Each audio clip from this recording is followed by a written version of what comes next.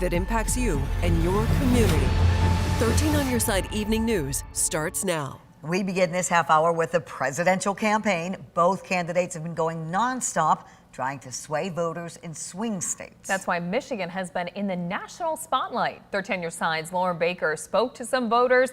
And Lauren, how do they feel about their role in this year's election? Well, Elena and Juliet, some voters say they recognize how crucial their vote could be in a swing state, while others say their count matters just as much as other elections. In about 2 weeks, ballots will be counted one by one, deciding the next president. Some voters already casting their vote. I just cast my vote just now. I just mailed it in. I wanted to make sure my vote was in plenty of time. Others waiting till election day. I'm going to vote on election day. I want to go in there and I want to physically put it down. But no matter when you cast your vote, voters like Raymond Lowe, a registered Republican, say they recognize how crucial their vote is in a swing state like Michigan. I think a lot of people kind of live in this world like, well, my vote's not going to matter.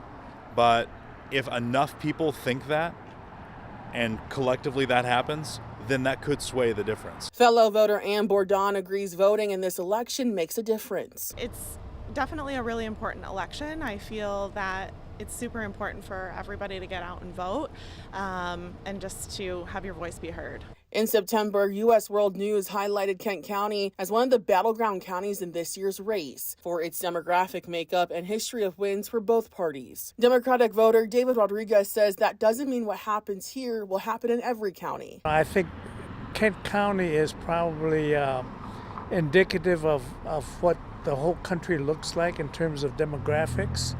But I don't think necessarily focusing on one county is going to really tell us what the outcome is going to be, because who knows? But regardless if voters do or don't feel the weight of the election on their backs and ballots, they all say they feel good going into this year's election. I'm optimistic that it will turn out the way it should.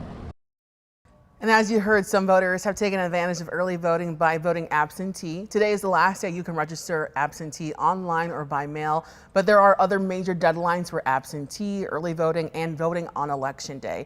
For details on those, head to 13onyourside.com/elections. Juliet and Elena, back to you.